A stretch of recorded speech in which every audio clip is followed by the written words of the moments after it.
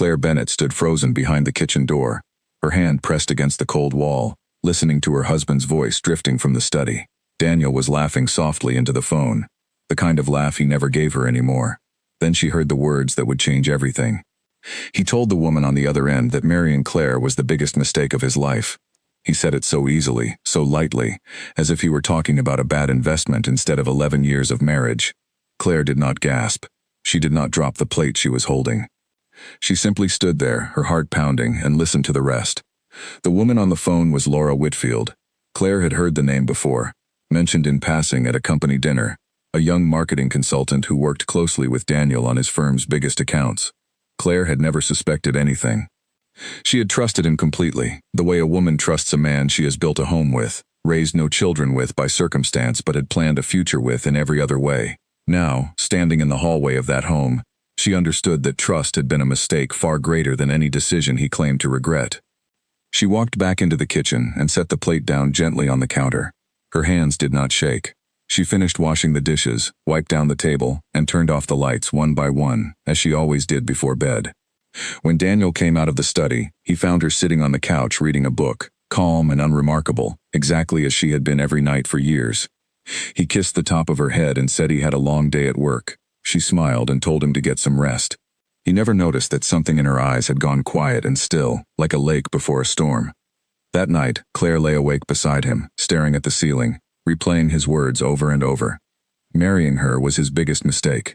She thought about all the years she had spent supporting his career, moving twice for his job, giving up a promotion of her own so he could take an opportunity in another city, standing beside him at every dinner and every celebration, smiling for people who barely knew her name. She thought of the small sacrifices that had added up into a life he now described as a mistake, to a woman he was laughing with in another room. She did not cry. She had expected herself to cry. But instead, she felt something colder settle into her chest, something clearer. It was not sorrow, it was decision. In the days that followed, Claire behaved exactly as she always had. She made his coffee in the morning, ironed his shirts, asked about his meetings, and listened patiently when he complained about difficult clients. She gave him nothing. Daniel noticed nothing. He was too consumed by his double life, too confident in his ability to keep both worlds running smoothly. To see that the woman across the table had already begun to leave him in every way that mattered except physically walking out the door. Claire began paying closer attention to details she had never bothered with before. She noticed how often Daniel's phone buzzed with messages he quickly silenced. She noticed the new cologne he wore, one he had never used before, and the way he started staying later at the office, always with a reasonable excuse. She noticed he had become distracted during dinner, checking his watch, his mind clearly somewhere else. All the signs had been there for months, she realized. She simply had not wanted to see them. Her sister Grace called her that weekend, as she did every Sunday. Grace lived 2 hours away, in a small town where she ran a bookstore, and the two sisters had always been close, though Claire had a habit of protecting Grace from her worries rather than sharing them. This time, when Grace asked how things were, Claire hesitated only a moment before telling her everything. She kept her voice steady as she described what she had overheard, refusing to let her sister hear even a trace of the pain underneath. Grace was silent for a long moment on the other end of the line. Then she asked the only question that mattered. She asked what Claire wanted to do. Claire said she did not know yet, but she knew one thing for certain. She was not going to scream, and she was not going to beg him to explain himself. She was not going to give Daniel or Laura the satisfaction of watching her fall apart. Grace offered to come immediately, but Claire told her to wait. She needed time to think clearly, without anyone's opinion clouding her judgment. She needed to understand exactly what she was dealing with before she decided what to do next. Grace respected that, though she made Claire promise to call if she needed anything, day or night. Over the following week, Claire started paying attention to the household finances in a way she never had before. Daniel had always managed their money, insisting it was simpler that way since he handled investments for a living. Claire had signed whatever he asked her to sign, trusting him without question. Now she quietly requested copies of their bank statements, telling the bank representative it was for her own records. She began to understand, piece by piece, how deeply intertwined their finances had become, and how much she did not know about accounts Daniel had opened without mentioning them to her. She found an account in his name alone, one she had never seen before, with regular transfers that did not match any bill or expense she recognized. She did not confront him, She simply wrote down the account number and the pattern of transfers in a small notebook she kept hidden in her closet, beneath a stack of old sweaters Daniel never touched.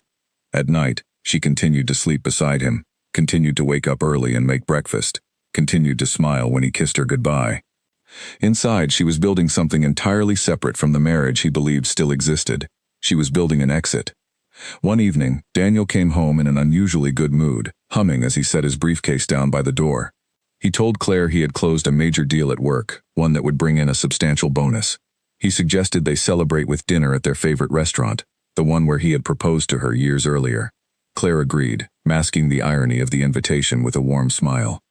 At the restaurant, Daniel talked animatedly about his plans, mentioning a business trip he needed to take the following month, one that would keep him away for nearly 2 weeks. Claire listened carefully, noting the dates, understanding immediately that the trip likely involved more than just business. She asked polite questions, nothing that would raise suspicion, simply enough to gather information she needed. Driving home that night, Daniel reached over and took her hand, telling her how lucky he was to have a wife who understood him so well, who never asked too many questions, who trusted him completely. Claire looked out the window at the passing lights and said nothing. The words he meant as a compliment landed instead like a confession, and she understood in that moment just how much of their marriage had been built on his comfort rather than mutual respect. When they arrived home, Daniel went straight to bed, exhausted from the excitement of the evening. Claire stayed downstairs a while longer, sitting in the dark living room, thinking about the years that had led to this exact moment. She thought about the young woman she had once been, full of hope, marrying a man she believed would build a life with her built on honesty. She thought about how easily people could change, or perhaps how easily people could hide who they truly were until the right moment revealed it. She made a decision that night, sitting alone in the quiet house. She would not confront Daniel. She would not give him the chance to manipulate the situation, to apologize his way out of consequences, to convince her that what she heard meant something other than what it clearly did. She would simply prepare, quietly and completely, until the day came when she was ready to walk away without looking back. The following morning, Claire woke before Daniel, as she always did, and made coffee in the kitchen where everything had started. She looked at the calendar on the refrigerator, at the small notes marking birthdays and appointments and anniversaries, a record of a life she had built with care. She took the calendar down gently and placed it in a drawer. She was no longer planning around a future with him. She was planning around a future without him, and for the first time in weeks, she felt something close to peace. As Daniel came downstairs, dressed for work, he kissed her cheek and thanked her for the coffee, telling her he did not know what he would do without her. Claire smiled and told him to have a good day. The words tasted strange in her mouth, considering what she now knew, but she said them anyway, calmly, convincingly, because she understood that the quietest exits required the loudest patience. She watched him drive away from the window, his car disappearing down the street, and then she went upstairs to their bedroom. She opened his closet not out of curiosity but out of necessity, searching for anything else he might be hiding. She found nothing new, only the familiar rows of suits and shoes she had organized herself over the years. She closed the closet and sat on the edge of the bed, staring at her own reflection in the mirror across the room. The woman looking back at her seemed different already, though nothing about her appearance had changed. There was a new steadiness in her eyes, a quiet resolve that had not been there a week earlier. Claire understood that the life she had known was already over, even though the walls of the house remained the same. Even though Daniel still came home every evening expecting the same wife he had left that morning. Something fundamental had shifted, invisible to him but undeniable to her. She spent the rest of the day organizing her thoughts, writing lists in the small notebook she kept hidden away. She listed the documents she would need, the accounts she would have to open separately, the people she could trust, and the timeline she would need to follow to leave without complications. She was not acting out of anger, though anger simmered somewhere beneath her calm exterior. She was acting out of self-respect, a quality she realized she had set aside for far too long, in favor of keeping the peace in a marriage that had already been broken long before she overheard that phone call. That evening, when Daniel returned home, he found her preparing dinner exactly as she always did, the house warm and orderly, the table set for two. He commented on how good everything smelled, kissing her again before heading upstairs to change out of his work clothes. Claire stirred the pot on the stove and glanced toward the staircase, watching him disappear, and thought quietly to herself that he had no idea the woman he was coming home to every night was already, in every way that mattered, gone. Laura Whitfield sat across the small table at her favorite cafe downtown, stirring her coffee absently while she waited for Daniel. She had chosen this place because it was far enough from his office that no one from the firm would recognize them together, though lately she had grown tired of the caution, tired of meeting in shadows and speaking in whispers. She wanted something real, something permanent, and she believed with complete certainty that Daniel wanted the same thing. When he arrived, he looked distracted, glancing over his shoulder before sitting down across from her. Laura noticed the change immediately. Over the past months, she had learned to read every shift in his mood, every flicker of hesitation in his eyes. Something was different today, though she could not yet name it. She reached across the table and took his hand, asking if everything was all right. Daniel forced a smile and told her everything was fine, that he was simply tired from work. Laura did not push further, though a small doubt settled quietly in the back of her mind. She had given 18 months of her life to this relationship, believing every promise he made about a future together, about leaving his marriage once the timing was right. She had turned down other opportunities, other men who showed genuine interest in building something with her, because she trusted that Daniel's words meant something. She began talking about an apartment she had seen advertised near the river, spacious with a view of the water, exactly the kind of place she imagined they could share once he finally made the decision to leave Claire. Daniel listened, nodding along, though his responses felt thinner than usual, less enthusiastic than the conversations they had shared just weeks earlier when he spoke passionately about starting over with her. Laura pressed him gently, asking when he planned to speak with Claire, reminding him that he had promised, months ago, that this would not go on forever. Daniel's jaw tightened almost imperceptibly, and he told her these things took time, that he did not want to hurt Claire unnecessarily, that he needed the right moment to handle things properly. Laura studied his face carefully, searching for the man who had once told her marrying his wife was a mistake, who had once seemed so certain about wanting a different life. She did not know that Claire had already heard those very words, spoken through the walls of the study, and that the wife he claimed to be protecting from unnecessary pain was already several steps ahead of him in planning her own departure. Over the following days, Laura found herself growing increasingly anxious about the state of their relationship. Daniel had always been attentive, always quick to respond to her messages, always eager to steal moments together whenever his schedule allowed. Now his replies came slower, his excuses for canceled meetings more frequent. She told herself it was simply the pressure of his growing workload, the demands of managing a firm that had recently expanded into new markets, but a quiet unease continued to build inside her. She confided in her closest friend, a woman named Margaret who worked at a nearby design studio, describing her worries over drinks after work. Margaret listened patiently, though her expression grew increasingly skeptical as Laura spoke. Margaret asked the question Laura had been avoiding for months. She asked what exactly Daniel had done, in concrete terms, to prove he intended to leave his marriage. Laura struggled to answer, realizing as she spoke that promises were the only currency Daniel had ever offered her. Promises without dates, without documents, without any tangible movement toward the life he claimed to want. Margaret suggested gently that perhaps Daniel had no real intention of leaving his wife at all, that men in his position often used the language of future commitment to keep two relationships running simultaneously without consequence. Laura dismissed the suggestion immediately, insisting that her situation was different, that Daniel truly loved her, that the connection between them was unlike anything he shared with Claire. Margaret did not argue further, though her silence spoke volumes. Meanwhile, Daniel found himself increasingly distracted at work, his mind divided between the demands of his business and the growing tension in both his marriage and his affair. He had noticed subtle changes in Claire's behavior over the past week, though he could not quite identify what exactly had shifted. She seemed calmer than usual, more distant in a way that felt different from her typical warmth, though she gave him no direct reason for concern. He told himself he was imagining things, that the stress of his own secrets was making him paranoid about behavior that was probably entirely innocent. He met with his business partner, Peter Bennett, no relation to Claire despite sharing her married surname, a coincidence they had joked about when they first became partners years earlier. Peter had built the firm alongside Daniel from the ground up, and the two men trusted each other implicitly, or so Daniel believed. During their meeting, Peter mentioned noticing some inconsistencies in recent expense reports, transactions that did not quite align with the projects they were meant to support. Daniel brushed off the concern, explaining it away as administrative error, though internally he felt a flicker of unease knowing exactly what those transactions represented. The money Peter had noticed was the same money Claire had discovered in her quiet investigation of their finances, transfers Daniel had been making to cover expenses related to Laura, gifts, dinners, and eventually a deposit on the very apartment Laura had shown him online. He had told himself these expenses were manageable, easily hidden within the complexity of running a successful business, but he had underestimated how carefully both women in his life were now paying attention to details he assumed no one would notice. That evening, Daniel arrived home later than usual, having stayed at the office to review the reports Peter had flagged, ensuring nothing appeared too obvious. Claire greeted him at the door as she always did, though something in her expression seemed harder to read than before.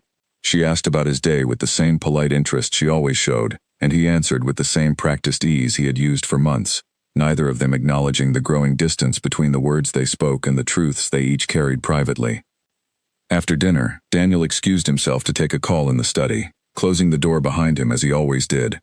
Claire listened from the hallway, not out of habit this time, but out of calculated intention. She heard him speaking to Laura, his voice softer now, apologetic, explaining that he needed a little more time before making any decisions. Claire recognized the pattern immediately. He was stalling with Laura the same way he had likely stalled with countless decisions throughout his life, whenever the truth became inconvenient. She returned to the living room and picked up her book, though she did not read a single word. Instead, she thought about the apartment near the river that she had glimpsed briefly on Daniel's phone screen weeks earlier, dismissing it then as simply another listing he was reviewing for a client. Now she understood exactly what it represented, and the picture of her husband's double life became clearer with every passing day. Laura, unaware of how much Claire already knew, continued pressing Daniel for answers over the following week. She sent him a message late one evening, asking directly whether he still intended to leave his marriage, or whether she had been wasting her time believing in promises he never planned to keep. Daniel called her immediately, spending nearly an hour reassuring her, telling her she meant everything to him, that circumstances at work simply required careful timing, that rushing things could jeopardize the very future they both wanted. Laura wanted desperately to believe him.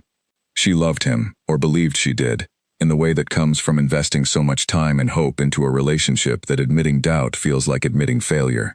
She agreed to be patient a little longer, though the small voice in the back of her mind, the one that sounded increasingly like her friend Margaret, continued to whisper warnings she was not yet ready to hear. Claire, meanwhile, continued her quiet preparations, unaware of the exact conversations taking place between Daniel and Laura, but certain enough of their general nature to proceed with confidence. She had already begun researching apartments of her own, small places within the city that she could afford comfortably on her own income, spaces that felt entirely separate from the life she had shared with Daniel. She viewed 3 apartments that week during her lunch breaks, telling coworkers she was simply helping a friend search for a new home, never revealing that the friend in question was herself. By the end of the week, she had narrowed her choice to a modest 1-bedroom apartment near her sister's old neighborhood, close enough to family but far enough from the home she shared with Daniel that she would not have to pass familiar landmarks that reminded her of the life she was leaving behind. She placed a deposit quietly, using funds from a small savings account Daniel did not know existed, money she had set aside gradually over the years from freelance design work she did on the side, work she had never mentioned because Daniel had always dismissed it as unnecessary given his income. That small, forgotten independence became her lifeline now, proof that some part of her had always known, perhaps instinctively, to keep something entirely her own. At the office, Laura found it increasingly difficult to concentrate on her work. She sat through client presentations replaying conversations with Daniel in her mind, searching for reassurance in words that grew thinner each time she examined them closely. A colleague named Nathan, who worked in the design department down the hall, stopped by her desk one afternoon to drop off a project file, and noticed she seemed distant. He asked if she was all right, and Laura, surprising herself, admitted that she had a lot on her mind. Nathan was easy to talk to, warm in a way that felt uncomplicated, and for a brief moment Laura wondered what her life might look like if she had chosen someone simpler, someone without a wife waiting at home. She pushed the thought away quickly, telling herself that Daniel was worth the wait, that everything worthwhile required patience and sacrifice. Still, the seed of doubt Margaret had planted continued to grow, small and persistent, refusing to be silenced entirely no matter how many times Laura tried to reason it away. Daniel, for his part, began to feel the walls of his carefully constructed life closing in from multiple directions. Peter's questions about the expense reports had not gone away, and during a follow-up meeting, Peter pressed further, asking Daniel directly to explain a series of transfers that did not correspond to any client account. Daniel offered a vague explanation about a personal loan he had extended to a family friend, an excuse that sounded weak, even as he said it aloud. Peter did not challenge him further in the moment, but the look on his old friend's face told Daniel that the explanation had not been entirely believed. That night, driving home from the office, Daniel found himself gripping the steering wheel tighter than usual, his mind cycling through the mounting pressures from every direction. He thought about Claire, steady and predictable at home, and about Laura, increasingly anxious and demanding answers he was not ready to give. He thought about Peter, whose trust he could not afford to lose if he wanted to keep the business intact. For the first time in months, Daniel felt something close to fear, though he could not yet admit to himself exactly what he feared losing most. When he arrived home, he found Claire in the garden, kneeling beside the flower beds she had planted years earlier when they first bought the house. She looked up as he approached, her expression calm and unreadable, and told him dinner would be ready soon. Daniel stood there a moment longer than necessary, studying his wife in the fading evening light, struck by an unfamiliar feeling he could not name. It was not quite guilt, though guilt lingered somewhere within it. It was closer to recognition, as though he were seeing her clearly for the first time in a very long while, and something about her calm made him uneasy in a way her warmth never had. He almost said something then, almost opened his mouth to confess everything, to end the exhausting balancing act he had been performing for months. But the moment passed, swallowed by his fear of consequences, and he simply nodded and walked inside, leaving Claire alone among the flowers she had grown with her own hands, much like the plan she was quietly growing for her own future. Grace called again that weekend, checking in as promised. Claire updated her sister on the apartment she had secured, keeping her voice light even as she described the practical details of moving forward. Grace offered to help her pack when the time came, and Claire agreed, grateful for the support even as she insisted she did not need much help, that she intended to take only what truly belonged to her. Grace asked, carefully, whether Claire had considered speaking with a lawyer, given the complexity of the finances involved. Claire admitted she had already scheduled a consultation for the following week, a fact she had not yet mentioned to anyone, wanting to keep the process as controlled and private as possible until she had a clearer picture of her options. Grace praised her sister's composure, though privately she worried about the toll all this quiet strength was taking on Claire beneath the surface. By the end of that week, Laura's patience had worn dangerously thin. She met Daniel again at their usual cafe, and this time she did not soften her questions.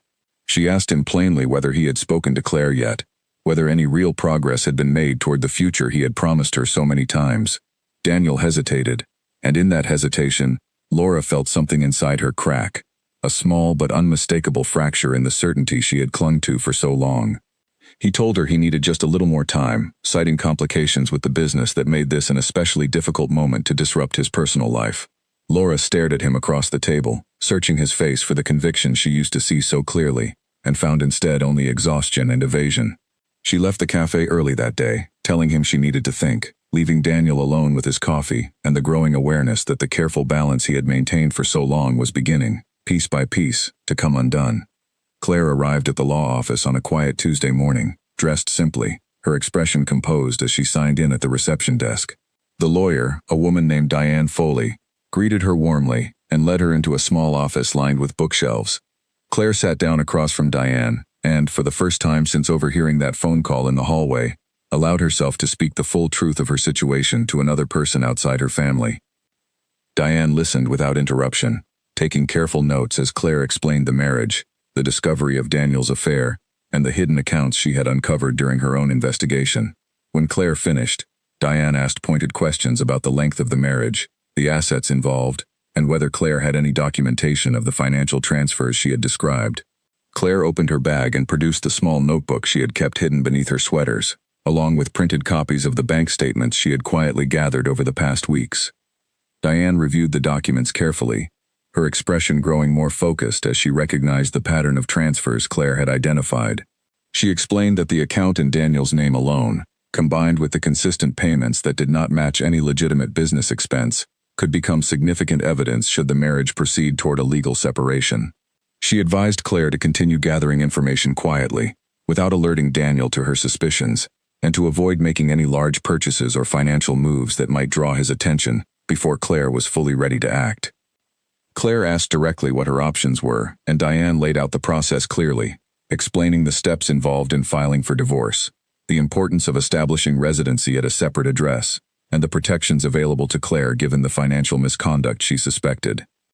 Diane also gently asked whether Claire had considered counseling or reconciliation, as some clients preferred to explore every option before finalizing such a significant decision.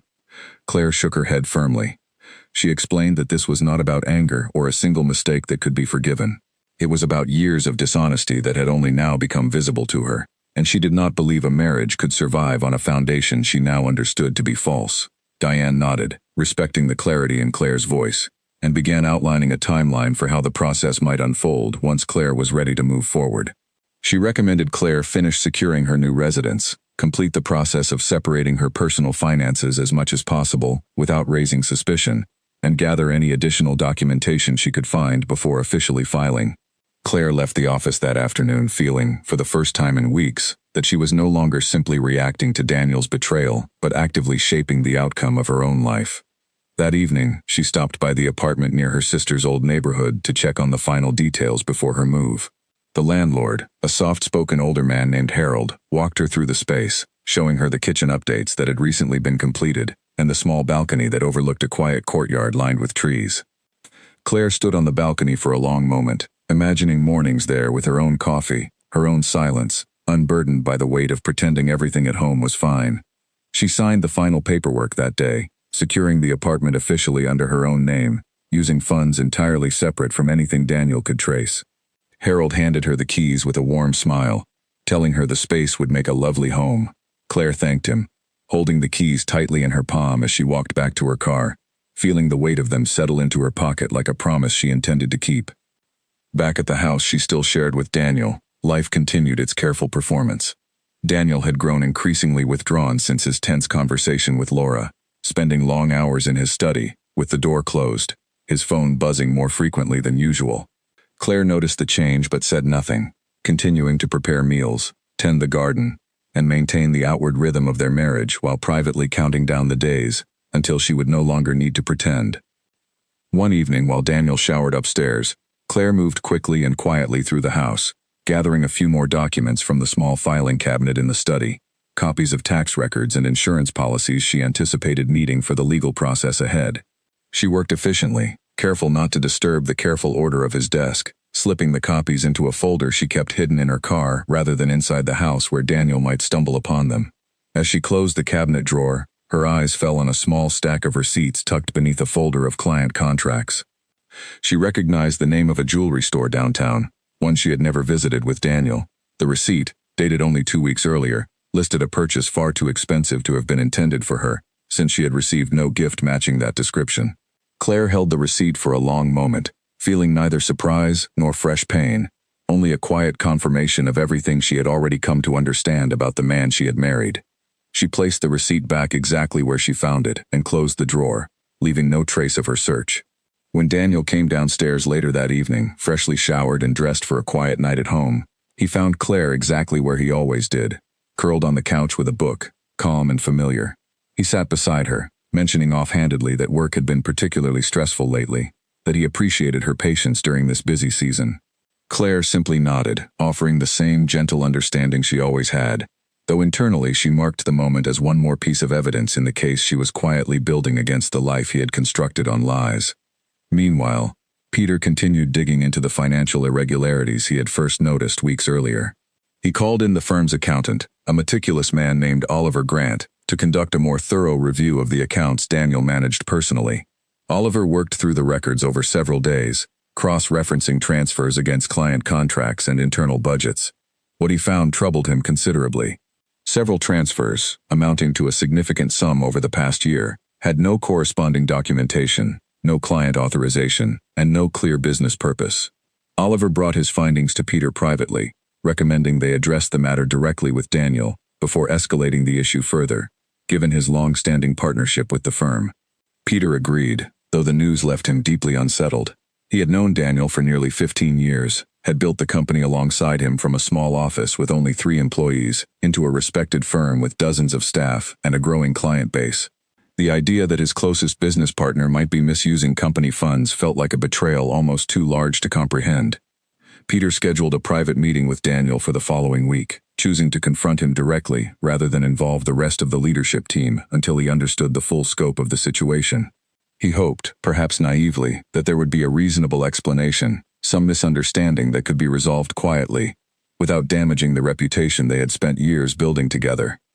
Daniel, unaware of the meeting's true purpose, continued his precarious balancing act between his fractured relationship with Laura and his carefully maintained facade at home.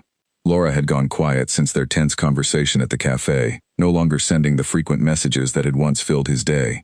Her silence unsettled him more than her earlier demands had, though he told himself she simply needed space to process her frustration, that she would come around once he found the right moment to resolve things properly. He attempted to reach out to her that week, sending a message asking if she wanted to meet for dinner, hoping to smooth things over before tensions grew any deeper. Laura did not respond immediately, and when she finally did, her message was brief, stating only that she was busy and would reach out when she had time. The coldness in her tone struck Daniel harder than he expected, forcing him to confront, if only briefly, the possibility that he might be losing control of a relationship he had assumed would always remain firmly in his hands. At home, Claire continued preparing for her departure with methodical precision. She began quietly setting aside small personal items she wished to take with her, sentimental pieces that held meaning independent of the marriage itself, photographs of her parents, a handwritten journal from her college years, jewelry inherited from her grandmother.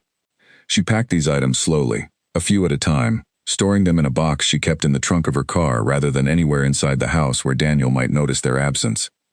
She also began the quiet work of separating her professional life from her married life, updating her resume with the freelance design work she had done over the years, work Daniel had always dismissed as a minor hobby rather than a legitimate skill. She reached out to a former colleague who now managed a growing design studio, inquiring discreetly about potential opportunities, careful to frame her questions as general curiosity rather than urgent need. The colleague, a woman named Isabel Moreno, responded enthusiastically, remembering Claire's talent from years earlier when they had worked together briefly, before Claire scaled back her career to support Daniel's growing business demands. Isabel mentioned an opening for a part-time senior designer, a role that could easily grow into something more substantial given Claire's experience. Claire felt something unfamiliar stir inside her as she read the message, a small spark of excitement about a future entirely separate from the one she had spent over a decade building around her husband's ambitions. She scheduled an informal meeting with Isabel for the following week, telling Daniel only that she had lunch plans with an old friend, a detail vague enough not to raise suspicion but true enough that she felt no guilt in the small omission. As the day approached, Claire found herself looking forward to the meeting with a nervous anticipation she had not felt in years, the kind of anticipation that comes from stepping towards something entirely her own, rather than something built to support someone else. The night before her meeting with Isabel, Claire lay awake reviewing the timeline Diane had helped her establish. The apartment was secured. The documentation was nearly complete. The financial separation, though still in progress, was moving steadily forward. Only the final step remained, the physical act of leaving, and Claire understood that once she took that step, there would be no returning to the life she had known.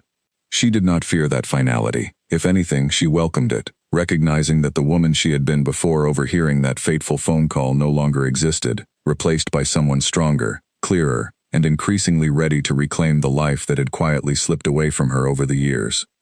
The following afternoon, Claire met Isabel at a small restaurant near the design studio, the kind of place with large windows and quiet conversation, far removed from the formal dinners she usually attended with Daniel's colleagues. Isabel greeted her with a warm embrace, remarking how long it had been since they last worked together, and the two women settled into easy conversation over lunch. Isabel described the studio's recent growth, the new clients they had taken on, and the creative freedom the team enjoyed, compared to the rigid corporate environment Claire had grown accustomed to through Daniel's world. As they talked, Claire felt a familiar excitement return, the same passion for design that had once defined her early career, before she scaled everything back to support her husband's ambitions. Isabel showed her photographs of recent projects on her phone, bold and imaginative work that reminded Claire how much of herself she had set aside over the years. When Isabel formally offered her the part-time position, mentioning that the role could easily expand as the studio continued growing, Claire accepted without hesitation, feeling for the first time in a long while that she was choosing something purely for herself. They discussed a start date several weeks out, giving Claire enough time to finalize the details of her departure from the home she shared with Daniel. Isabel did not ask personal questions, respecting the quiet reserve in Claire's demeanor, though she sensed there was more beneath the surface than her old colleague was willing to share just yet. Claire left the lunch feeling lighter than she had in months, the weight of her secret plans now balanced by the promise of a genuine future waiting for her on the other side. That evening, she drove to the small apartment near her sister's neighborhood, letting herself in with the keys Harold had given her the week before. She stood in the empty living room, sunlight filtering through the windows, and allowed herself, for the first time, to imagine the life she was building, rather than the one she was leaving behind. She measured the walls for shelving, made a mental list of furniture she would need, and sat on the bare floor of the balcony for nearly an hour, simply breathing in the quiet that belonged entirely to her. Grace arrived the following weekend to help with the early stages of the move, bringing boxes and packing tape in the trunk of her car. The sisters worked together in the small apartment, wrapping dishes Claire had purchased secondhand from a local shop and arranging a modest set of furniture Grace had helped her find through online listings. As they worked, Grace asked how Claire was managing emotionally, given everything she was carrying alone at home, while maintaining such a convincing appearance of normalcy. Claire admitted that some nights were harder than others, that lying beside a man who had called their marriage a mistake, while continuing to smile and prepare his meals, took a toll she had not fully anticipated. But she also explained that the work of building this new life, piece by piece, gave her something to focus on beyond the pain, a sense of forward motion that kept her from sinking into despair. Grace hugged her sister tightly, telling her how proud she was of the strength Claire had shown throughout the entire ordeal. Back at the house, Daniel remained largely unaware of the extent of Claire's preparations, though his own anxieties continued to mount from other directions. Peter's scheduled meeting loomed closer, and Daniel found himself increasingly distracted, reviewing his own records late into the night, trying to determine how much Peter and Oliver might have already uncovered. He considered, briefly, coming clean about the misused funds before the meeting took place, hoping honesty might soften the consequences, but pride and fear kept him from following through on the impulse. Laura's continued silence weighed on him as well, though he told himself repeatedly that her frustration would fade in time, that she simply needed space before returning to the relationship they had built together. He did not yet understand that Laura's doubts had grown into something far more serious than temporary frustration, fueled by conversations with Margaret that continued to chip away at the certainty she had once held so tightly. On Thursday evening, Daniel arrived home to find Claire had prepared a particularly elaborate dinner, complete with a dish he had always loved from early in their marriage. He commented on the effort, asking if there was a special occasion he had forgotten. Claire smiled and told him she simply felt like cooking something nice, offering no further explanation. In truth, she had chosen the meal deliberately, a quiet act of closure for herself, a final recreation of the early happiness she once believed their marriage represented, before she released that memory entirely and moved forward into the life waiting for her on the other side of the door she would soon walk through for the last time. As they ate, Daniel spoke about an upcoming trip he needed to take for the firm, a conference 2 states away that would keep him occupied for several days.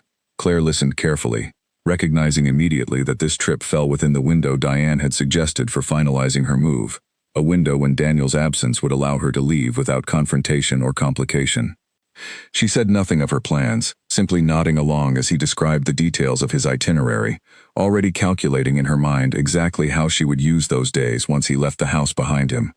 The morning Daniel left for his conference arrived with an ordinary grayness, clouds hanging low over the neighborhood as he loaded his suitcase into the car. Claire stood at the door, wishing him a safe trip, her voice steady and warm as it had always been, giving him nothing to suspect. He kissed her goodbye, told her he would call once he landed, and drove away without a single glance back toward the house, unaware that he was seeing it, and her, for the last time in the way he had known them. Claire watched his car disappear around the corner and stood in the doorway a moment longer, feeling the strange stillness of a decision finally set into motion. She closed the door, took a deep breath, and walked upstairs to their bedroom, where she began the final process she had spent weeks preparing for. She did not rush. She worked methodically, exactly as she had planned every detail with Diane and quietly rehearsed in her mind during countless sleepless nights. She packed only what belonged to her, folding clothes into suitcases she had purchased separately weeks earlier, careful not to disturb the orderly appearance of the shared closet more than necessary. She collected her jewelry, her personal documents, the framed photographs of her parents from the hallway, and the small keepsakes that had survived years of moving and rearranging, without ever losing their meaning to her. She left behind anything that felt tied more to the marriage than to herself, gifts Daniel had given her during years she now understood to have been layered with deception, mementos from vacations that no longer felt like happy memories but rather evidence of a life built on a foundation she had not fully seen.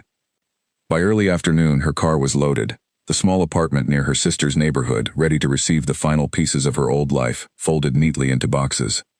She walked through the house one last time, room by room, pausing briefly in the kitchen where she had spent countless mornings making coffee, in the living room where she had once imagined growing old beside a man she believed loved her completely. She felt sadness, undeniable and real, but beneath it ran a current of relief so strong it nearly took her breath away. On the kitchen counter she left a short note, deliberately brief, offering no explanation beyond what needed to be said. She wrote simply that she had heard everything, that she knew about Laura, about the accounts, about the mistake he called their marriage, and that she would not be returning. She left the address of her lawyer for any necessary communication, and asked that he not attempt to contact her directly. She signed it with her name, nothing more, no anger written into the words, only quiet finality. She placed her house key on top of the note, took one last look around the home she had spent over a decade building, and walked out the front door without hesitation. The drive to her new apartment felt surreal, the familiar streets of her old neighborhood giving way gradually to the quieter roads near her sister's old home, each mile carrying her further from a life that had already ended weeks earlier, in every way except the physical act of leaving. When she arrived at the apartment, Grace was waiting, having taken the day off work to help her sister settle into this new chapter. The two women unloaded the car together, carrying boxes up the narrow staircase, arranging furniture that Grace had helped assemble the previous weekend. By evening, the apartment finally looked like a home rather than a collection of borrowed pieces, and Claire sat on her small balcony as the sun set, watching the trees in the courtyard sway gently in the evening breeze, feeling something she had not felt in longer than she could remember. She felt free. Daniel's flight landed late that afternoon, and he checked into his hotel, calling Claire as he had promised before boarding his flight that morning. The call went straight to voicemail. He assumed she was simply busy and thought little of it, texting instead to let her know he had arrived safely. Hours passed without a response, unusual for Claire, who typically replied promptly no matter how busy her day. By evening, Daniel felt a small ripple of concern, though he told himself she had likely fallen asleep early, or lost track of her phone somewhere in the house. The following morning, still without any word from Claire, Daniel called again, this time with growing unease when the call once more went unanswered. He attended his conference sessions distractedly, checking his phone repeatedly between presentations, his mind drifting away from the business discussions he was meant to be focused on. By the afternoon, genuine worry had replaced his earlier assumption of simple busyness, and he decided to call the house phone directly, something he rarely used given how completely mobile phones had replaced it in their daily lives. There was no answer there either. Daniel considered calling a neighbor to check on the house but hesitated, unwilling to alarm anyone unnecessarily over what he still believed might be a simple misunderstanding. He finished the conference that evening with a knot of anxiety tightening steadily in his stomach, booking an earlier flight home rather than staying for the final day of sessions as originally planned. He arrived back at the house late that night, exhausted from travel and worry, expecting to find Claire asleep or perhaps annoyed with him over some minor disagreement he could not recall causing. Instead, he found the house dark and unnaturally quiet, a silence that felt different from the comfortable stillness he was used to. He called her name as he walked through the rooms, his voice echoing back to him with no response. He reached the bedroom and flipped on the light, immediately noticing the emptiness in the closet where her clothes had always hung neatly organized. He stood frozen for a long moment, his mind refusing at first to accept what his eyes were telling him. He moved quickly then, checking drawers, the bathroom, the small shelf where she kept her jewelry box, each empty space confirming what he could no longer deny. He found the note on the kitchen counter exactly where Claire had left it, her key resting on top of the folded paper. His hands trembled slightly as he unfolded it, reading the brief, precise words she had written. Each sentence landed like a small, controlled blow, confirming that she knew everything, that his careless words spoken through the study door had reached her ears after all, that his secret double life had been discovered not through some dramatic confrontation but through her own quiet, methodical investigation, carried out entirely without his knowledge. He read the note 3 times, sitting alone at the kitchen table in the empty house, the silence pressing in around him with a weight he had never experienced before. He called her phone again, and again, each call going unanswered, until finally he understood, with a clarity that felt almost physical in its intensity, that she was truly gone, and that no amount of calling would bring her back. His first instinct, once the shock began to settle, was to call Laura, believing perhaps that with his marriage now officially over, the path toward the future he had promised her was finally clear. He dialed her number, his voice a strange mixture of relief and devastation, as he explained that Claire had left him, that she knew everything, that there was nothing left standing between himself and Laura now. He expected celebration on the other end of the line, expected the reassurance and excitement he had grown accustomed to throughout their relationship. Instead, Laura's response was measured, almost cautious, a tone Daniel had not heard from her before. She asked quietly how Claire had found out, whether he had told her directly or whether something else had happened. Daniel explained, somewhat sheepishly, that Claire must have overheard one of their phone conversations weeks earlier, though he could not say for certain which one or when exactly it had occurred. Laura fell silent on the other end of the line, processing this new information alongside the doubts that had already been building steadily within her over recent weeks. She told Daniel she needed time to think, that this was a lot to process all at once, and that she would call him back once she had gathered her thoughts. Daniel, confused by her hesitation, tried to press for reassurance, reminding her of everything they had discussed, the apartment near the river, the future they had planned together for so long. Laura's reply was gentle but firm, telling him that she needed space to consider what this actually meant for both of them, and then she ended the call, leaving Daniel alone once more in the silence of the empty house, uncertain for the first time whether either woman in his life still wanted anything to do with him. He sat at the kitchen table for a long time after the call ended, staring at the note Claire had left, rereading the calm precision of her words until the paper felt worn beneath his fingers. He tried to remember the exact moment he had spoken those careless words to Laura, searching his memory for the specific conversation that must have carried through the study door, but too many similar conversations blurred together in his mind, each one a small betrayal he had allowed himself to forget as soon as he hung up the phone. He wandered through the house in the hours that followed, unable to sleep, noticing for the first time in years the details that made the space feel like a home, rather than simply a building he returned to each evening. He noticed the curtains Claire had sewn herself during their first year of marriage, the small collection of ceramic bowls she had bought at a market during a trip they took together, long before either of them imagined the marriage would unravel this way. Every object seemed to accuse him quietly, evidence of a life he had dismissed too easily while chasing something he now understood he had never fully defined even to himself. He called Grace's number, the only relative of Claire's he had memorized, hoping she might know where her sister had gone, or at least be willing to pass along a message.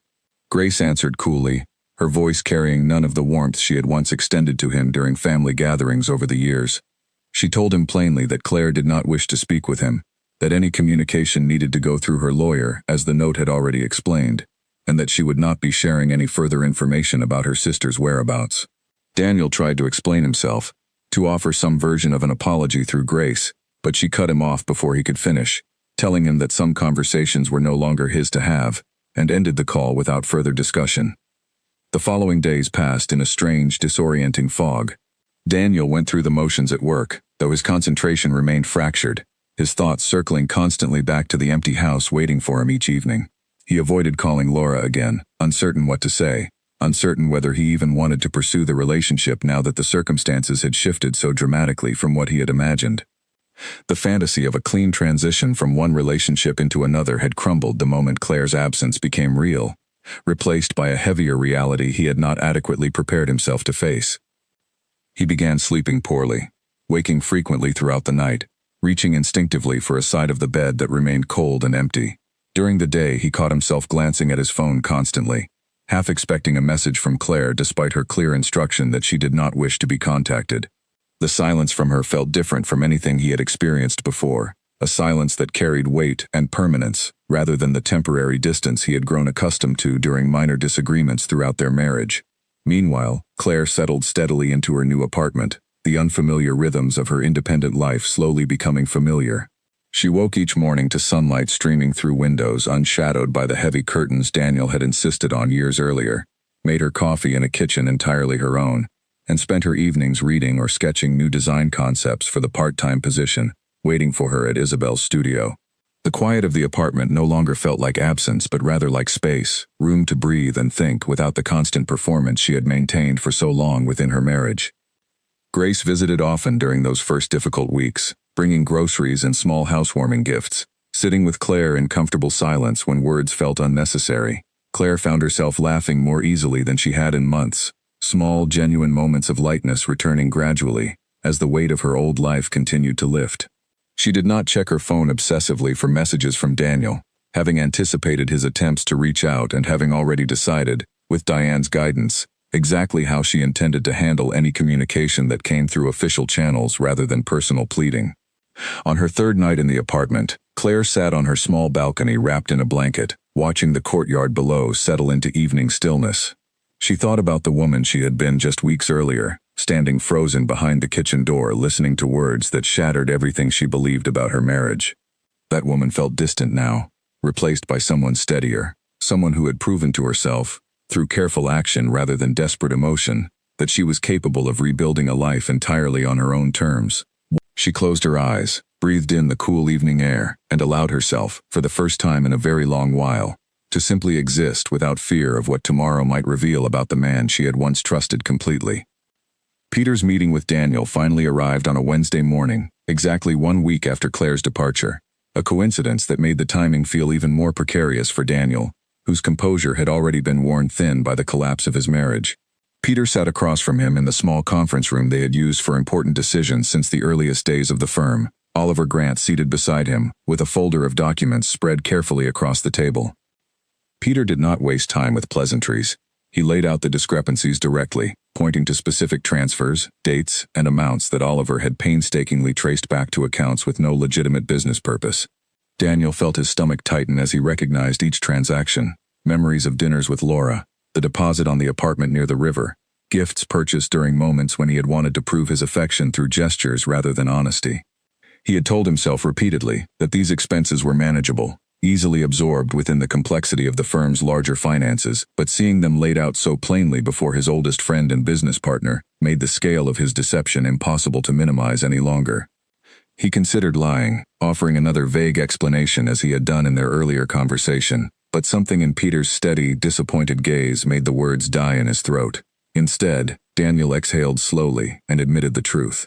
He explained, haltingly at first and then with increasing candor, about the affair with Laura, about the money he had diverted to support a relationship he had convinced himself was worth the risk, about the pressure that had built steadily over months until every part of his life felt like a performance he no longer knew how to sustain.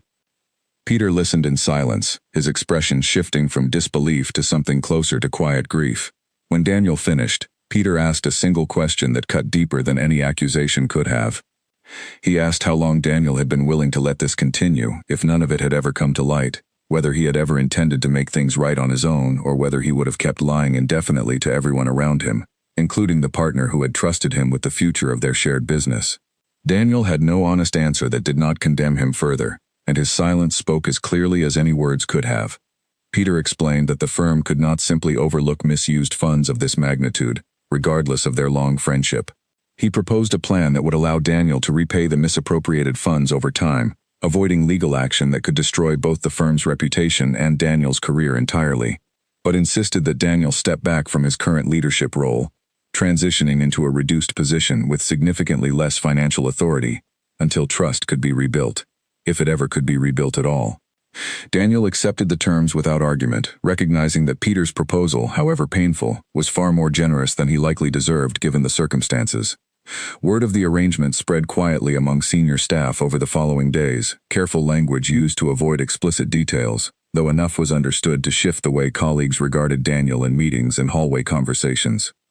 He noticed the subtle change immediately, the slight hesitation before people spoke to him, the way certain clients were quietly redirected to work with other partners instead. His professional identity, built over 15 years of careful reputation, had begun to erode in ways that felt both slow and devastatingly swift at once.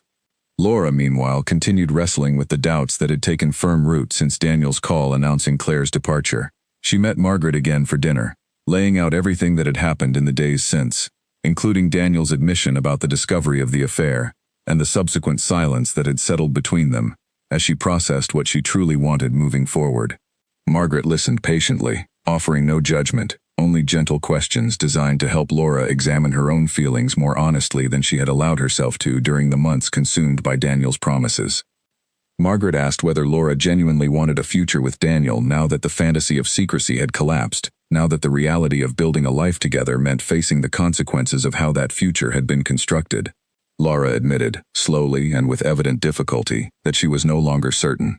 She had fallen in love, she believed, with the version of Daniel who promised excitement and devotion in stolen moments, a version that existed outside the pressures of ordinary responsibility. She was not certain that version of him would survive contact with the mundane realities of daily life, the bills, the routines, the slow erosion of romance that every long-term relationship eventually faced. She also admitted something she had been avoiding acknowledging even to herself, that Daniel's willingness to deceive Claire so completely for so long suggested something troubling about his character that she had conveniently overlooked while she remained the beneficiary of that deception rather than its victim. If he could maintain such careful dishonesty toward a woman he had once promised to love and protect, what assurance did she have that she would not eventually find herself on the receiving end of similar betrayal, once the initial excitement of their relationship faded into the familiar comfort he had once shared with Claire? Margaret did not push her toward any particular conclusion, simply nodding, as Laura worked through her thoughts aloud, recognizing that her friend needed to arrive at her own understanding, rather than being told what to feel. By the end of the evening, Laura had not made a final decision, but the certainty that had once defined her feelings toward Daniel had clearly fractured beyond easy repair. Daniel called her again that weekend, hoping enough time had passed for the tension between them to ease. Laura agreed to meet him, though she chose a public park rather than their usual cafe, wanting neutral ground for what she anticipated would be a difficult conversation.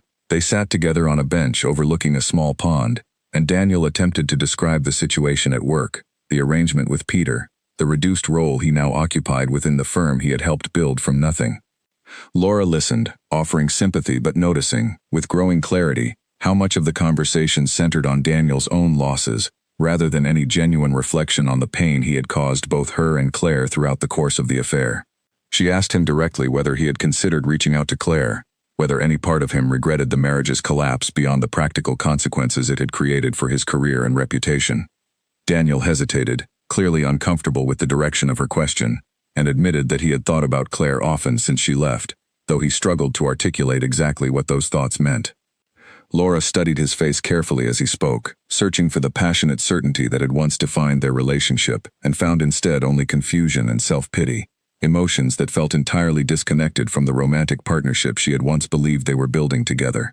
She told him, gently but firmly, that she needed to step back from their relationship entirely, that the version of their future she had imagined for so long no longer felt possible or even desirable, given everything that had unfolded over the past weeks. Daniel tried to argue, reminding her of their history together, the promises they had exchanged, the plans for the apartment near the river that remained, technically, still available should they choose to move forward. Laura shook her head, explaining that those promises had been built on secrecy and dishonesty, and that she no longer wanted a relationship that had cost another woman her marriage and her trust, only to potentially cost Laura the same things eventually, once the excitement of forbidden romance faded into ordinary life. She stood, told him she wished him well, and walked away from the bench without looking back, leaving Daniel alone beside the quiet pond, having now lost both women who had once anchored the two halves of his divided life. In the weeks that followed, Daniel found himself increasingly isolated. His reduced role at the firm meant fewer responsibilities and, correspondingly, fewer meaningful interactions with colleagues who had once respected his leadership.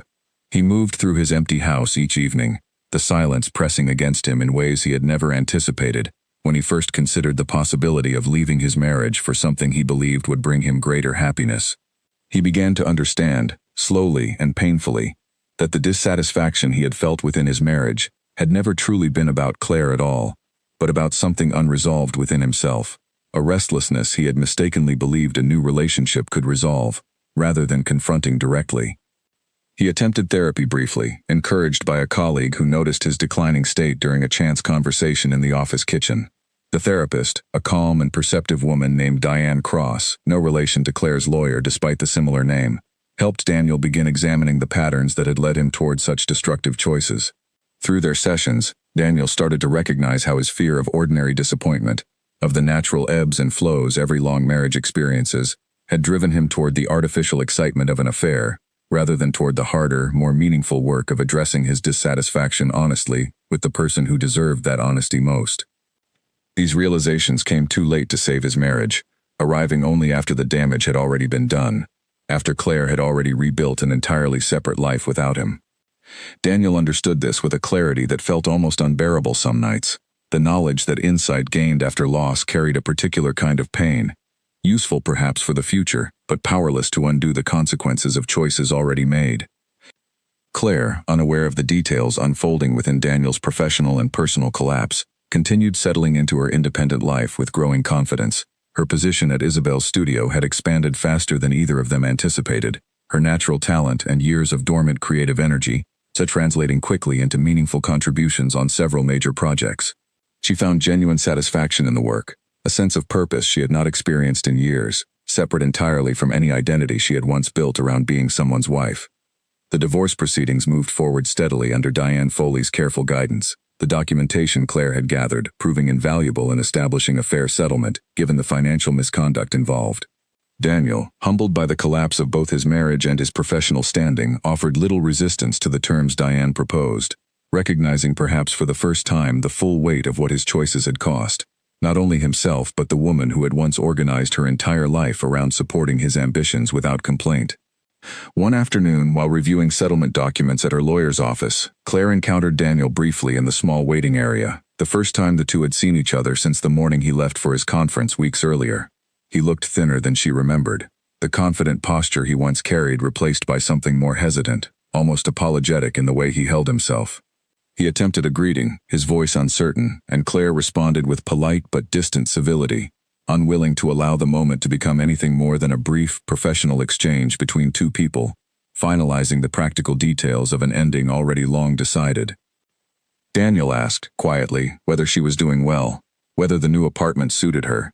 Small questions that felt inadequate given everything that had transpired between them. Claire answered simply that she was doing fine, offering nothing further. No invitation for deeper conversation, no opening for the apology she suspected he wanted to offer, but had not yet found the courage or the right words to deliver. Diane arrived shortly afterward to collect Claire for their meeting, and the brief encounter ended as quickly as it began, leaving Daniel alone in the waiting room, with the uncomfortable realization that the woman he once described so carelessly as a mistake had moved so completely beyond needing anything further from him. That evening, Daniel sat in his empty house reflecting on the encounter, turning over in his mind everything Diane Cross had helped him begin to understand during their sessions together. He recognized, with growing clarity, that his restlessness within the marriage had never truly been about anything Claire had done or failed to do. She had been steady, supportive, and consistently present throughout their years together, qualities he had once valued deeply before mistaking them, foolishly, for boredom rather than the quiet foundation of a genuine partnership. His dissatisfaction had come from within himself, an unresolved hunger for validation and excitement that no relationship, however loving, could have ever fully satisfied, because the emptiness he sought to fill existed independently of anything Claire could have provided. He began writing in a journal at his therapist's suggestion, documenting these realizations as they emerged, hoping the practice might help him avoid repeating the same destructive patterns should he ever find himself in another significant relationship in the future. The entries were often uncomfortable to write, forcing him to confront specific moments throughout his marriage when he had prioritized his own restlessness over Claire's feelings, moments he had conveniently minimized or forgotten entirely until now, when the consequences had become impossible to ignore. Peter, despite the professional strain their confrontation had created, continued checking in on Daniel periodically, driven by the remnants of a friendship that had spanned nearly 2 decades despite the damage caused by recent events. During one such conversation, over coffee at a quiet shop near the office, Peter admitted that watching Daniel's collapse had forced him to examine his own marriage more carefully as well, recognizing warning signs of complacency he had previously dismissed as simply the natural rhythm of long-term commitment. He thanked Daniel, somewhat awkwardly, for the unintended lesson his mistakes had provided, though he made clear that the friendship between them, while not entirely severed, would take considerable time to rebuild given the depth of the betrayal involved. Laura, meanwhile, took a leave of absence from her position at the firm, citing personal reasons that colleagues did not press her to explain further. She spent the time reconnecting with friends she had neglected during the months consumed by her relationship with Daniel, including Margaret, whose patient honesty throughout the ordeal had become a source of genuine gratitude rather than resentment. Laura began attending a weekly gathering of young professionals in the city, a casual group focused on career development and personal growth, where she met people entirely disconnected from the complicated web of secrecy she had lived within for so long. She found herself drawn, unexpectedly, to a quiet architect named Simon, who attended the same gatherings and approached their growing friendship with a steadiness she had not experienced in longer than she could remember. Their conversations felt refreshingly straightforward, free of hidden agendas or careful calculations about what could or could not be shared given the constraints of a relationship built on concealment. Laura recognized, with something like relief, how exhausting the secrecy with Daniel had become, how much energy she had spent maintaining careful boundaries around what friends and family could know, energy she was only now beginning to reclaim for herself. Months passed, and the formal divorce between Claire and Daniel was finalized on a quiet Tuesday morning. The paperwork signed without ceremony in Diane Foley's office. Claire walked out of the building afterward feeling neither triumphant nor devastated, simply settled, the last formal tie to her old life now officially severed. She called Grace immediately to share the news, and her sister, predictably, offered to take her out for a celebratory dinner that evening, insisting that closing one chapter, however painful its origins, deserved acknowledgement rather than quiet passing. At dinner that night, surrounded by the warmth of her sister's company, Claire reflected on how far she had traveled since that evening she stood frozen behind the kitchen door, listening to words that shattered everything she believed about her marriage. She had not shattered alongside those beliefs, as she once feared she might. Instead, she had rebuilt herself, piece by careful piece, into someone stronger and more certain of her own worth than she had ever been during the years she spent quietly accommodating a marriage that had, in truth, stopped serving her long before she ever discovered the affair that finally revealed its hollow foundation. Nearly a year after the morning she drove away from the house she once shared with Daniel, Claire stood in the small courtyard outside her apartment building, watching the trees she had first admired from her balcony now heavy with the early blossoms of spring. Her position at Isabel's studio had grown steadily over the months, expanding from part-time work into a full leadership role overseeing the firm's residential design projects, a responsibility that filled her days with the kind of creative purpose she had not known since her early 20s. Isabel often remarked how much energy Claire brought to every project, a quiet intensity that translated into some of the studio's most celebrated work that year. Claire had also grown closer to her neighbors in the building, particularly an older woman named Margaret Ellis who lived on the floor below, and often invited Claire down for tea on quiet weekend afternoons. Through these small, unhurried friendships, Claire began rebuilding a sense of community entirely separate from the world she had once inhabited with Daniel, a world that had always revolved around his career, his colleagues, his ambitions. This new life felt smaller in some ways, but infinitely richer in the ways that mattered most to her. It was during one of these ordinary weekends, while helping Grace organize a community book fair at her sister's shop 2 hours away, that Claire encountered Henry Cole for the first time in over 15 years. Henry had been a close friend during Claire's university years, someone she had once considered pursuing a relationship with before circumstances and distance pulled them in separate directions. He had moved back to the area recently after years working abroad as an engineer, and Grace, unaware of the history between them, had simply mentioned that an old friend of the family might stop by to help set up tables for the event. Claire recognized him immediately despite the years that had passed, and the warmth of his smile when he saw her felt like recognizing something she had forgotten she missed. They spent the afternoon working alongside each other, arranging books and chatting easily about the years since they had last spoken, the comfortable rhythm of their old friendship returning as though no time had passed at all. Henry mentioned, gently, that he had heard through mutual friends about her divorce, offering sympathy without prying further, respecting the privacy she clearly still valued around the details of that chapter of her life. Over the following weeks, Henry began finding reasons to visit Grace's bookshop more frequently, timing his visits to coincide with Claire's own trips to see her sister. Their friendship rekindled slowly and naturally, built on genuine shared interests rather than the careful performance Claire had grown accustomed to during her marriage. Henry asked thoughtful questions about her design work, listened attentively when she described the challenges and triumphs of her projects, and never once made her feel that her opinions or ambitions were secondary to his own, a quality she had not fully appreciated the absence of until she experienced its presence again so clearly. Their relationship deepened gradually into something more than friendship, though neither rushed the transition, both instinctively understanding the value of building trust slowly, rather than diving into declarations neither was ready to make. Henry never pressured her for more than she was ready to give, respecting the careful boundaries she had learned to protect after years of having her trust exploited without her knowledge.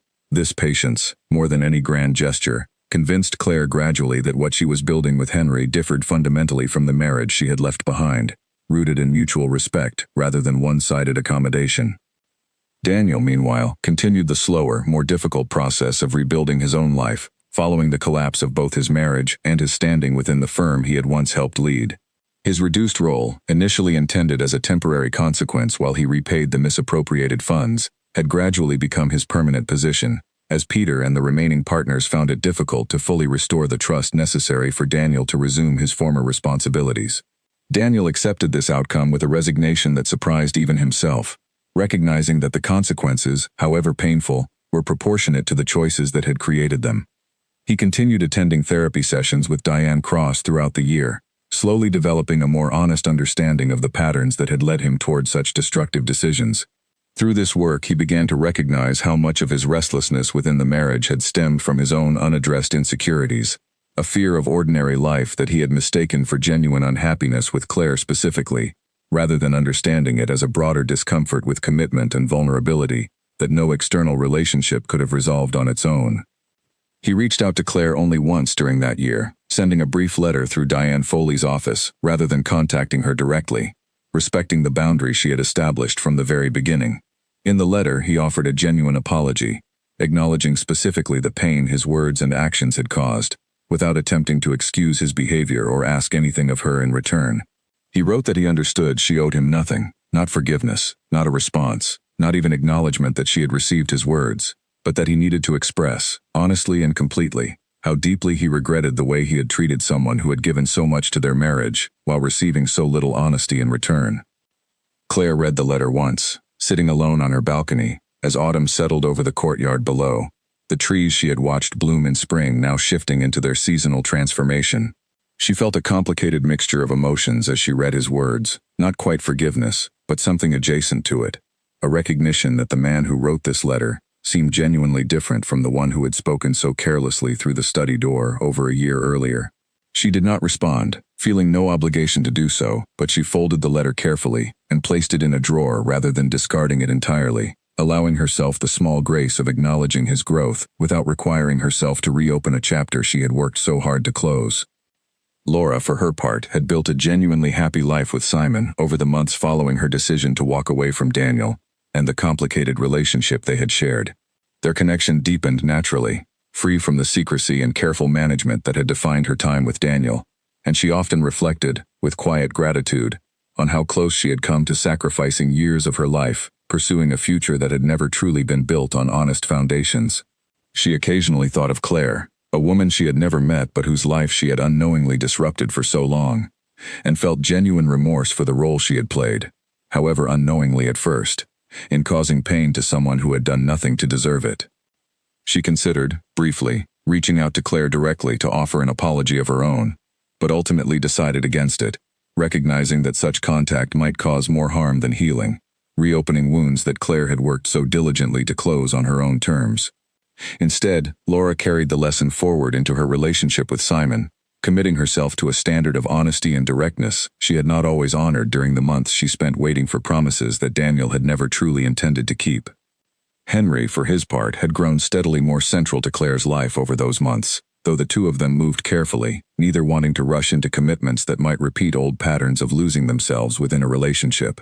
He took her hiking along trails outside the city on weekends, introduced her to his small circle of engineering colleagues, who welcomed her warmly without any of the careful performance she had grown accustomed to among Daniel's professional acquaintances.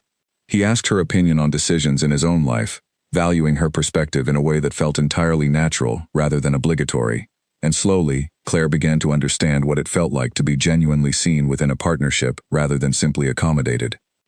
One evening, over dinner at a small restaurant near the river, Henry asked Claire directly what she hoped for in the years ahead, whether she envisioned building a life alongside someone again, or whether her independence had become something she valued too deeply to risk sharing fully with another person.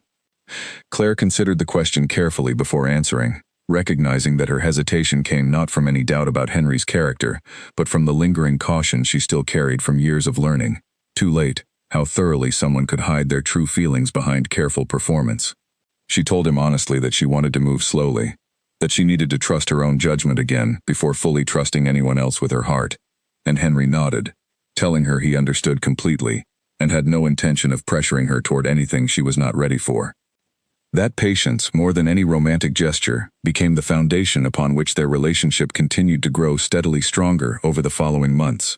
Claire found herself gradually letting go of the vigilance she had maintained since discovering Daniel's betrayal, allowing herself small moments of vulnerability with Henry that would have once felt impossible. She introduced him to Grace formally over a family dinner, and her sister, who had witnessed every painful detail of Claire's journey since that first devastating phone call, watched with quiet relief as her sister laughed freely throughout the evening, unguarded in a way Grace had not seen in years. Meanwhile, Peter's firm continued navigating the aftershocks of the scandal that had nearly derailed the business entirely. Though several major clients had expressed initial concern upon learning of the financial misconduct, Peter's swift and transparent handling of the situation, combined with the repayment plan Daniel adhered to without complaint, ultimately preserved most of the firm's important relationships. Oliver Grant implemented stricter oversight procedures across all accounts, ensuring that no similar situation could develop undetected in the future, and within a year, the firm had largely stabilized, though the easy trust that had once defined Peter and Daniel's partnership never fully returned to what it had been before the discovery. Daniel completed his repayment obligations roughly 18 months after the initial confrontation with Peter, a milestone that brought him no particular sense of celebration, only quiet relief that one chapter of consequences had finally closed. He continued in his reduced role at the firm, having come to accept, through months of therapy and reflection, that rebuilding trust required patience, rather than resentment toward the limitations his own choices had created. He occasionally socialized with colleagues after work, though he found himself drawn less toward the ambitious networking that had once defined his professional relationships, and more toward simpler, more honest connections, a shift he recognized as directly connected to the painful lessons of the previous years.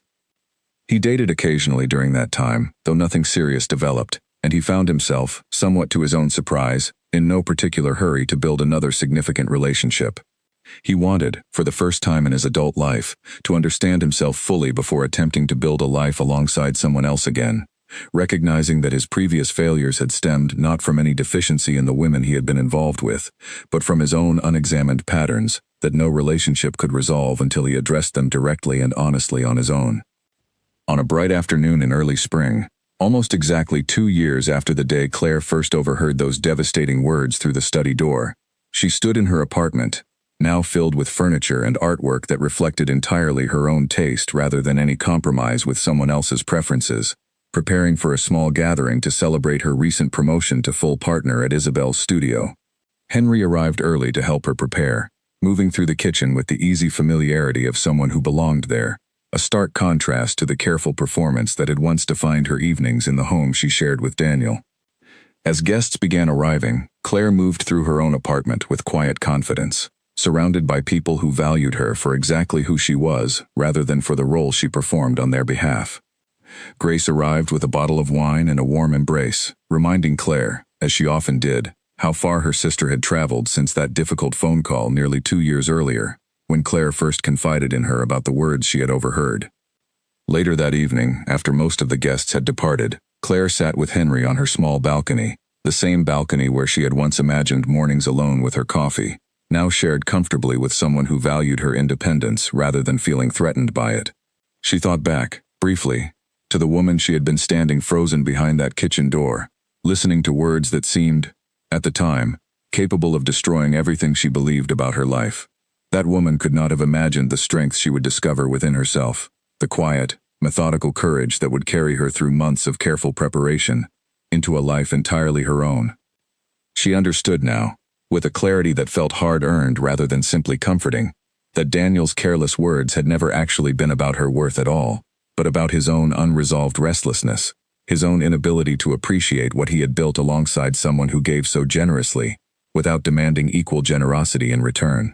His mistake, she realized, had never truly been marrying her. His mistake had been failing to recognize what he had, and lacking the courage to address his own dissatisfaction honestly, rather than seeking escape through deception that ultimately cost him everything he claimed to want. Claire leaned back in her chair, watching the evening light settle softly over the courtyard below, and felt, for the first time in longer than she could remember, complete and unshakable peace. She had not needed anger or confrontation to reclaim her life. She had needed only quiet resolve, careful preparation, and the courage to walk away without looking back, trusting that the strength she carried within herself would be enough to build something better than anything she had left behind. And as she sat there, surrounded by the life she had built entirely on her own terms, she understood completely that it had been more than enough. It had been everything. 3 more years passed, each one carrying Claire further from the woman who had once stood frozen behind a kitchen door, and closer toward a version of herself she had spent a lifetime becoming without realizing it. Her partnership at Isabel's studio flourished into something neither of them had originally imagined, the firm expanding into 2 additional cities as their reputation for thoughtful, human-centered design attracted clients from across the region. Claire led several of the firm's most celebrated projects during those years, including the renovation of a community center in the neighborhood where Grace's bookshop stood, a project she took on with particular pride given its connection to the sister who had supported her through the hardest chapter of her life. Her relationship with Henry deepened steadily during this time, built on the patient foundation they had established from the very beginning. They eventually moved into a home together, a modest house with a garden that reminded Claire, in gentler ways, of the flower beds she had once tended alone in the final months of her marriage. Except this garden grew alongside someone who knelt beside her in the dirt, rather than watching from a distance, uneasy and distracted by secrets he could not bring himself to share. Henry proposed to her on a quiet evening nearly 4 years after they had reconnected at Grace's book fair, choosing no elaborate gesture, simply asking her honestly, over dinner at their own kitchen table, whether she wanted to build the rest of her life alongside him. Claire said yes without hesitation, understanding fully, this time, exactly what she was choosing and why. Their wedding, when it came, was small and unhurried, held in the courtyard of the community center Claire had helped design, surrounded by close family and the handful of friends who had walked alongside her through every stage of her rebuilding. Grace served as her sister's witness, tearful and proud, recounting during her brief remarks how far Claire had traveled from that difficult phone call years earlier, how the quiet strength she had shown throughout her divorce had become, in Grace's eyes, one of the most remarkable transformations she had ever witnessed in another person. Isabel spoke as well, praising the creative partnership she and Claire had built together, joking warmly that hiring Claire had been one of the better decisions of her own career. Daniel, meanwhile, continued his own slower path toward healing and self-understanding. Roughly 2 years after completing his repayment to the firm, he made the difficult decision to step away from the business entirely, recognizing that his presence, even in a reduced role, continued to serve as an uncomfortable reminder to colleagues of the scandal that had once threatened the company's reputation. Peter, though their friendship had never fully returned to its previous closeness, respected Daniel's decision and helped negotiate a fair exit that allowed Daniel to pursue something entirely new. He eventually took a position with a smaller firm in a different city, a fresh start that allowed him to build professional relationships unburdened by the weight of his past mistakes. He continued his therapy sessions periodically, even after formal treatment ended, checking in with Diane Cross whenever he felt old patterns beginning to resurface, determined not to repeat the destructive choices that had once cost him everything he valued. He eventually entered into a relationship with a woman named Charlotte, a colleague at his new firm, and approached the partnership with a level of honesty and vulnerability he had never offered Claire during their entire marriage, understanding now, through hard-earned experience, exactly what genuine partnership required. He and Charlotte moved slowly, communicating openly about fears and expectations in ways Daniel had once considered unnecessary or even weak. When tensions arose between them, as they inevitably did in any real relationship, Daniel found himself reaching for honest conversation, rather than the quiet evasion that had once defined his approach to conflict.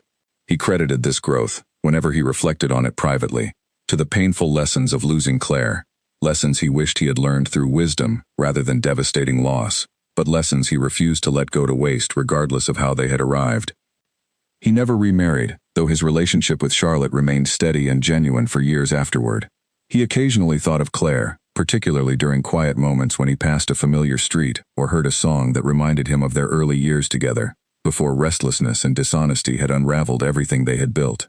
He harbored no resentment toward her for leaving, understanding completely that her departure had been not an act of cruelty, but a necessary act of self-preservation in response to years of his own careless dishonesty.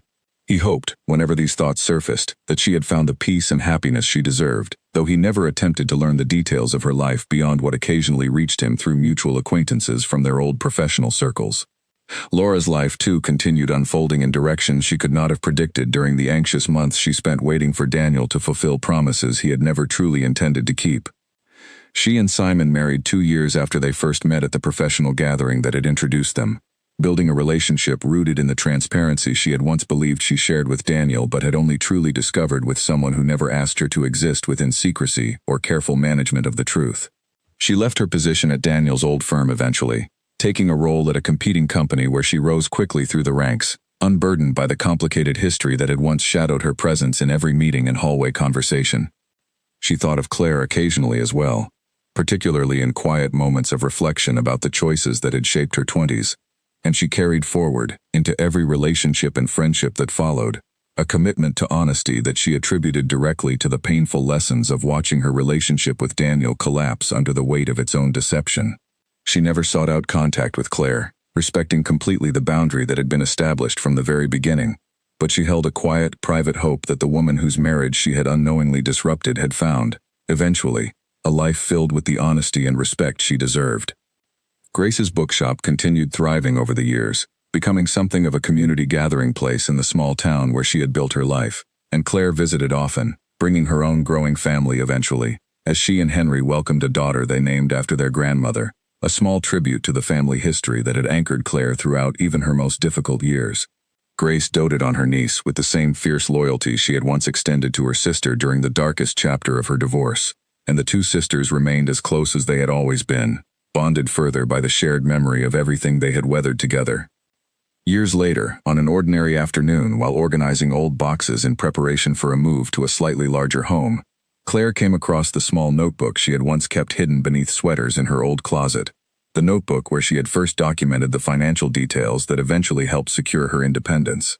She held it for a long moment, remembering the careful, methodical woman who had filled its pages during the most uncertain period of her life, and felt a quiet gratitude toward that earlier version of herself, the one who had refused to fall apart, who had instead channeled her pain into patient, deliberate action that ultimately delivered her into a life far richer than anything she had known before. She did not keep the notebook out of any lingering attachment to the past it represented, but rather as a quiet reminder of her own resilience, tangible proof that even in the depths of betrayal and heartbreak, she had found within herself the strength to rebuild something entirely new. She placed it carefully in a small box of keepsakes she intended to pass down eventually to her daughter, not as a warning about the dangers of trusting too completely, but as an example of what it meant to reclaim one's own life with quiet, unwavering dignity when everything else had been taken away. Some mistakes, she had come to understand, belonged entirely to the person who made them, but the choice of how to respond, how to rebuild, and how to move forward with grace rather than bitterness, that choice belonged only to her, and she had made it count in every way that mattered.